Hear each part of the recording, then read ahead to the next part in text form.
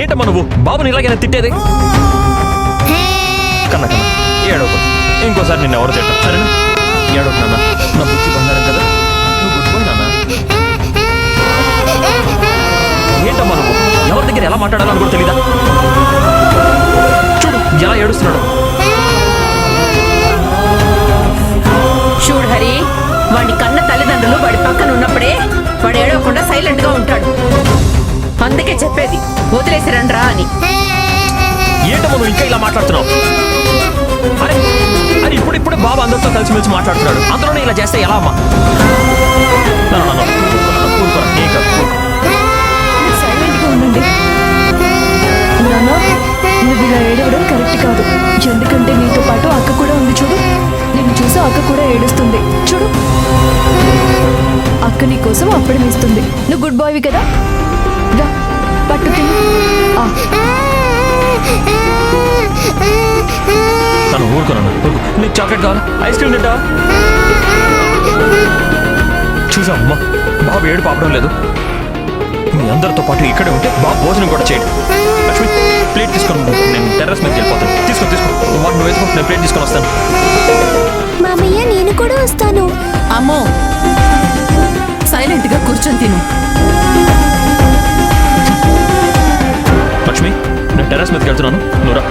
దానమ్మ ఏడోకు, మనం టెర్రస్ మీదకి వెళ్దాం. ఏడోకు మన పైకి వెళ్దాం. పైకి వెళ్ళి కాదు ఇస్తాను కదా, నువ్వు ఊరుకున్నాను. ఏడోకు.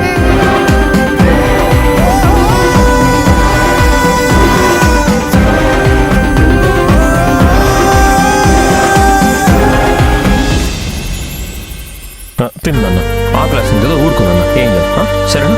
ప్లీజ్ తిన్.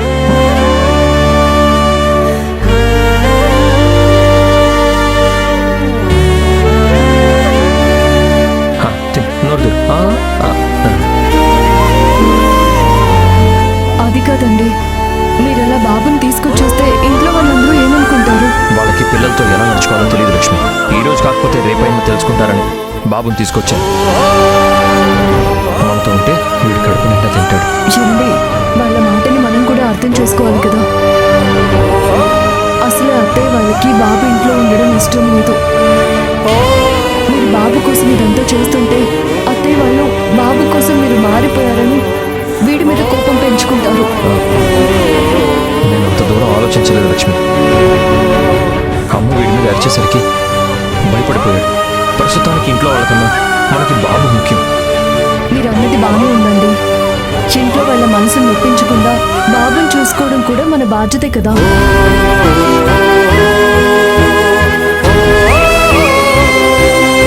లక్ష్మి ఎవరేమనుకున్నా పర్వాలేదు, నేను పిల్లల విషయంలో ఇలాగే ఉంటాను. పిల్లలకి ఏదైనా సమస్య వస్తే ఆ సమస్య తీర్చడానికి ఎంత దూరంగా వెళ్తాను.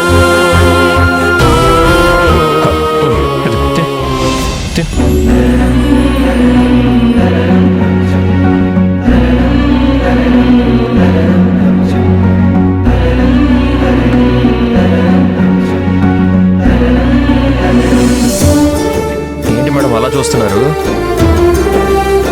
ఏం లేదండి, మిమ్మల్ని ఇలా ప్రొటెక్టివ్ ఫాదర్ లాగా చూస్తుంటే చాలా ఆనందంగా ఉంది. ఒక్క క్షణం మా నాన్న గుర్తొచ్చారు. ఆయన కూడా ఇలాగే ఉండేవారు. పిల్లల మీద ప్రేమ ఉండే ప్రతి తండ్రి ఇలాగే ఉంటాడు. మీరు ఇలా మాట్లాడటం ఇంకా బాగుందండి. కన్నా నాన్న సూపర్ కదా.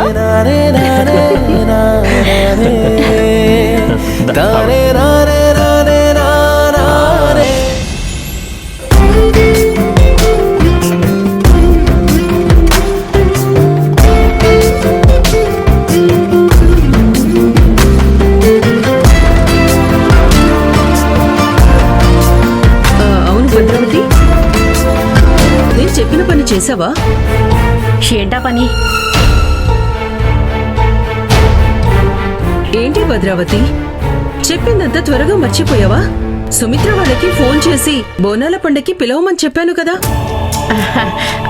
అది ఏమైంది అంత కంగారు పడుతున్నావు? మొహం కూడా ఇలా చిన్న పుచ్చుకున్నావు. ఓహో, అంటే నువ్వు ఫోన్ చేయలేదన్నమాట. అది నేను ఇందాకే ఫోన్ చేద్దాం అనుకున్నాను. ఈలోపు ఏదేదో జరిగిపోయింది.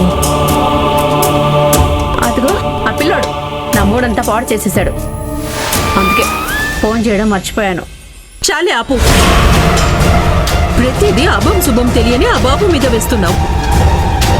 ఇదిగో నీకు మళ్ళీ మళ్ళీ చెప్తున్నాను, ఆ బాబుకి ఆశ్రయం ఇచ్చి అమ్మా నాన్న లేని లోటు తీరుస్తున్నందుకు లక్ష్మీహరిలకి ఎంతో పుణ్యం దక్కుతుంది. అనవసరంగా నువ్వు ప్రతి విషయం వాడి మీద రుద్దాలని చూడకు. నిజానికి వాళ్ళు చేసిన పనికి మెచ్చుకోవాలి, అది వదిలేసి. అవును, నీదేం పోయింది? ఖర్చు అయ్యేది నా ఇంట్లో కదా.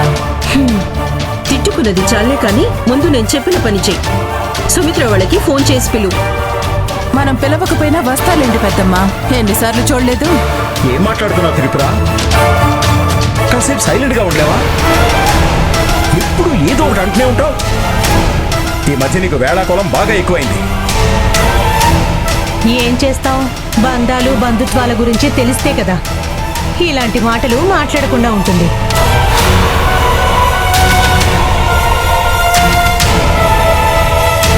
అరే ఏంటి ఇలా బెల్లం కుట్టిన రాయిలో ఇంకా నిలబడ్డావు?